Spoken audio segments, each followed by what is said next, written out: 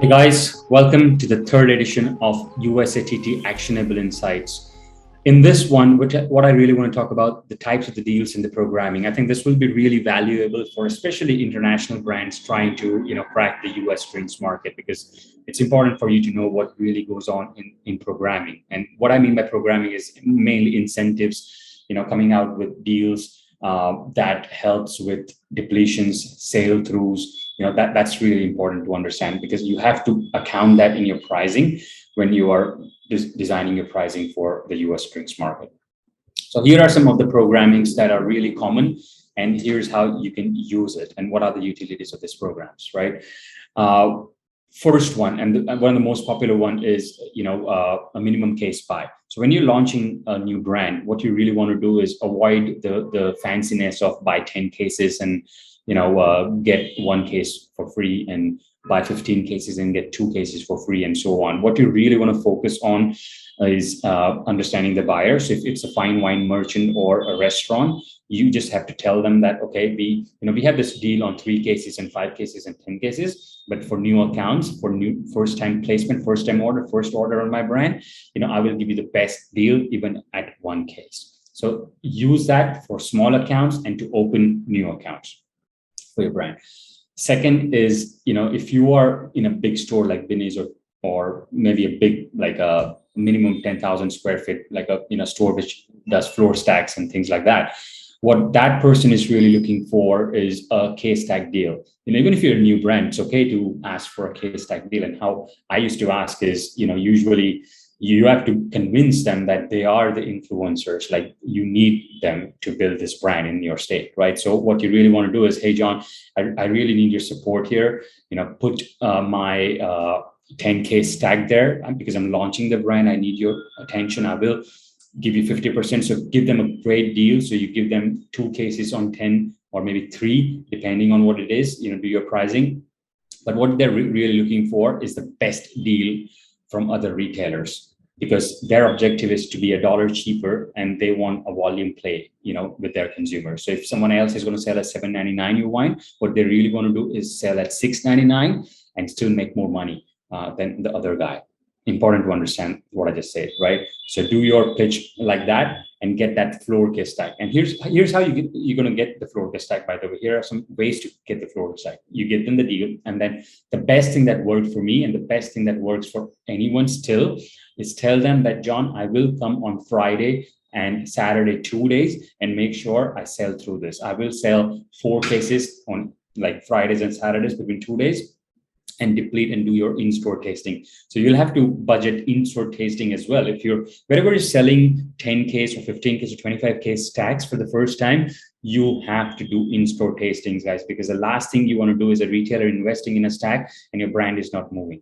So what you have to do is come Friday and Saturday and start the action, right? So you tell them that, hey, if you give me this 10 case, I'll book you in my Friday and Saturday, and I'm coming here and doing store tasting. So I will deplete the brand, give me a chance, right? So those are the 2 main things. What you really want to do is talk about. And obviously your wine has to be good, your product has to be good, your price has to be good. And these are all in the obvious category. We're talking about purely on, what's in it for me, which is the retailer in this case. So that's number 2 program, right? Which is like 3 on 15, or 2 on 10, 1 on 5.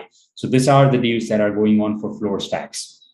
What I would advise is start on with something like 6 bottles on 3 or 1 on 5. These are the most popular ones, because if you think about it, a case stack is usually 3 in a small, and then on a big store, it's a 5, right? So what you really want to do is focus on understanding the retailer size and then reverse engineering that. But most of the time, it's a good idea to be humble, and let the retailer lead you to a bigger discussion of a 25K stack. So, you can always say that, hey, John, I don't want to pitch a 10 case or a 25K stack, but give me a chance to prove myself on a 5K stack. So you start that way.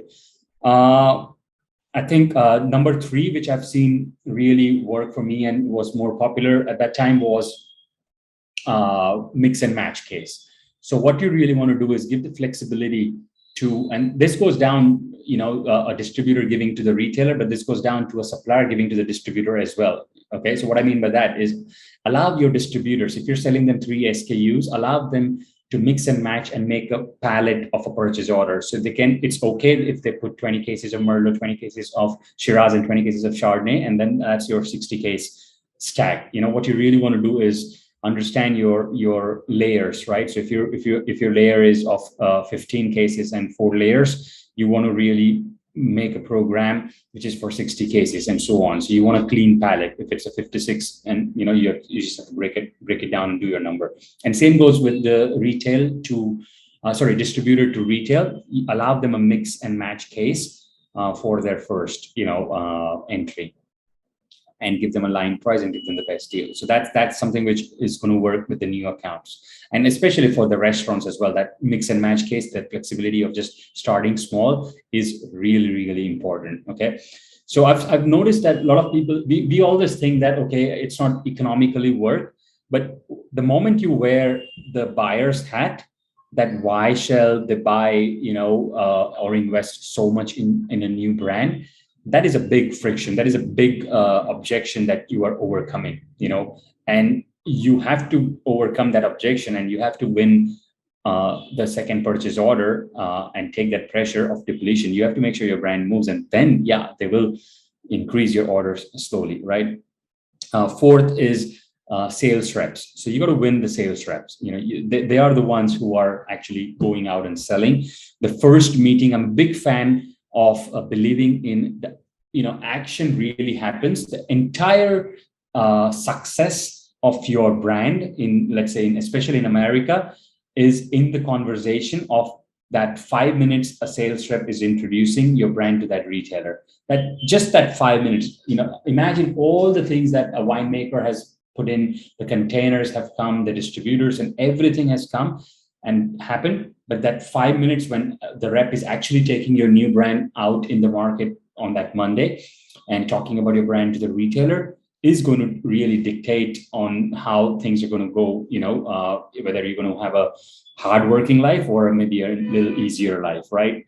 So that is really important. So winning the sales reps' hearts and wallets is important. So let me explain you what I mean by hearts and wallets. By hearts is they have to trust you. You have to be a likable supplier. You have to sell for them. You have to do an amazing work in market work with them. You have to win their heart rapport. You have to win their trust, because they have an option of taking 5 different suppliers that Monday, but they will select you because you are the likable supplier. So that's how it works. Second is you have to give them incentive, because salespeople, they're working, they're doing all the hard work, and money is one of the big things which drives them, right? So you give them incentive that if you sell 100 cases of my wine in this month, there is a fixed incentive, let's say $500 for this number and $1,000 for this number. So you got to do a programming, and you got to tell to your distributor that programming is 100% going to the sales reps pockets, not distributors.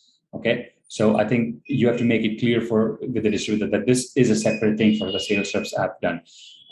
Then comes the new accounts incentive. So what you really want to focus on is have your distributors widen your brand.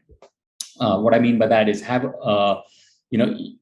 selling 200 cases is one thing, and selling 200 cases in 80 accounts is another thing. So you have to go wide. You have to have a number which says, okay, if you open up 80, if you place 80 accounts, my product, you're going to get this sort of incentives. That's purely for the new accounts. Then you have the fifth or sixth one, I've lost the count, but if you have the sixth one, let's say, saying on the volume, right? That if you give me 10 stores which have 10 case displays, this is an incentive.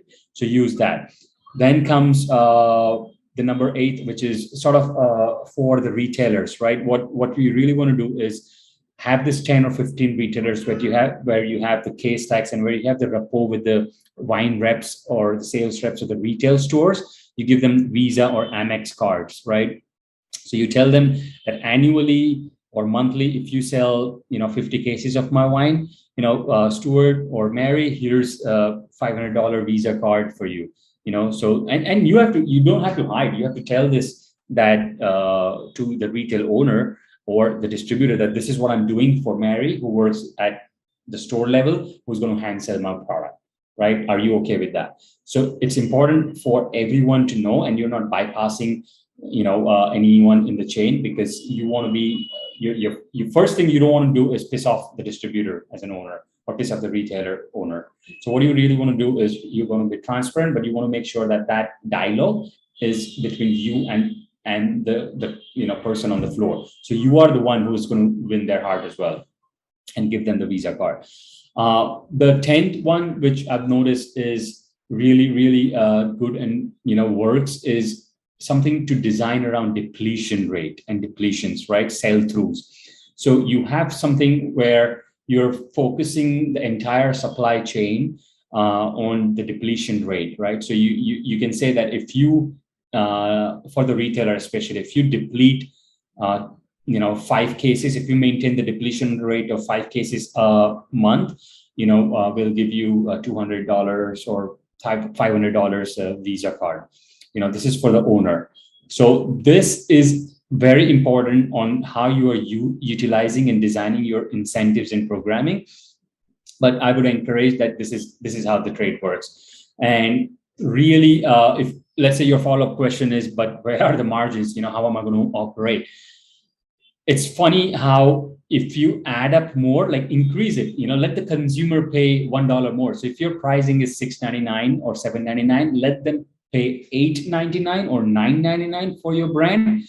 But everyone in the trade has to make money. So put that 10 to 15% usually, is what this whole thing is about. That 10 to 15% should go in programming, category. And then 30% should go on, importers and distributors margin, for example. 40% to 45% should go on the retailer's margin, especially if you're a new brand. If you were Yellowtail, 30 to 40% is fine. If you're a Budweiser, 30 to 40% is fine. If you're a Johnny Walker, 30% is fine. But if you are XYZ, 60 to 50% is the minimum what a retailer or a new account is expecting that they will make, because that's the risk that they are taking. If you think about it, Johnny Walker is not a risk. Your brand is a risk, right? So you really would have to understand. But how to do this is just increase the price. That is one of the best way. If you don't have any other ways to figure it out, just increase the price, but keep this, because that's more valuable. And stop spending, I think, any ad money in consumers in the first 24 months of your product life cycle. Literally zero money. All your money should go back in programming these things, in deals, giving back to the reps, giving back to the distributors, giving back to the retailers, giving back to the sommeliers, giving back to the bartenders. So that's my episode about deals and programming, and hope this is valuable for you. All the best. Happy selling.